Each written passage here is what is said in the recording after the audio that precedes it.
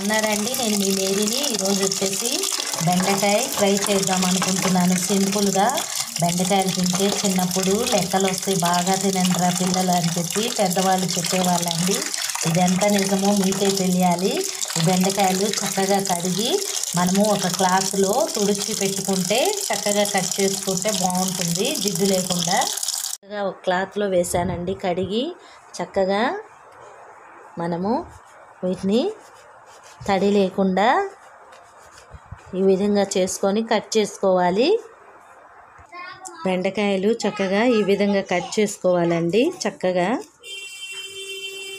ఇప్పుడు నూనెలో చక్కగా ఫ్రై చేసుకోవాలి. ఇవి ఆయిల్లో పోపు దినుసులు వేగాయండి. ఇప్పుడు బెండకాయలు వేసుకుందాం.